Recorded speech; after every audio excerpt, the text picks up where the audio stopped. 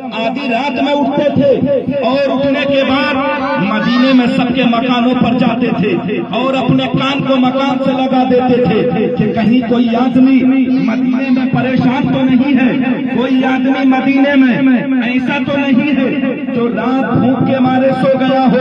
सबके मकानों में कान लगाते हुए चले जाते थे, लेकिन एक मकान के करीब पहुंचे तो क्या देखते हैं, उस मकान के अंदर से आवाज आ रही है। उमर फारूक आजम ने दरवाजे को खटखटा दिया, अंदर से एक बूढ़ी माँ निकल कर के आई। उमर फारूक आजम ने बूढ़ी माँ को देखा और देख करके उमर फारूक आजम उस बूढ़ी के कदमों पे गिर गए और पूछते हैं, ऐ बूढ़ी माँ इतनी रात में क्यों जाग रही है, इतनी रात में सोई क्यों नहीं है? तो बूढ़ी माँ अर्ज करती है, ऐ बेटा तू कौन है? उमर फारूक आजम ने कहा, मैं मक्के का पीएम हूँ। उस औरत ने कहा था, ऐ मक्के के पीएम तुझे आने की क्या जरूरत थी? अगर तू हुक्म फरमा देता तो मैं चली आती, लेकिन तू गरीब झोपड़े पे चल कर के आया है।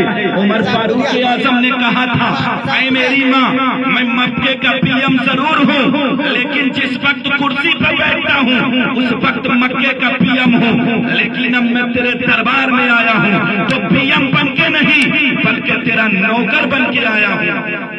ये उमर फारूक आजम है। उस बूढ़ी औरत से कहा था, ऐ औरत इसके अलावा बता क्या कर रही है?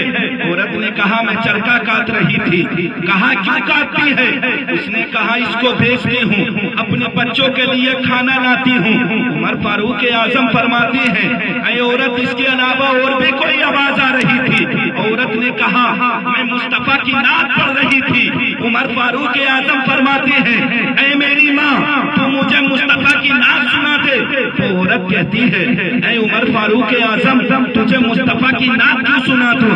उमर फारूक आजम फरमाती है, ऐ मेरी माँ अगर तू मुस्तफा की नात मुझे सुना देगी तो अल्लाह ताला इसी नात के सदके में तेरी भी मग़फ़िरत फरमा देगा और तमाम उम्मत मोहम्मदिया की भी मग़फ़िरत फरमा देगा।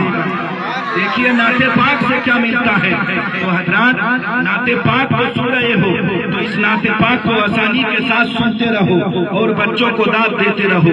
हजरात अब मैं नाते पाक पढ़ने के लिए मैं आफरीन और शामों को दावत दे रहा हूँ कि वो नाते पाक पढ़ने के लिए आए और सामाईन को नाते पाक पढ़ करके सुना करके जाएं।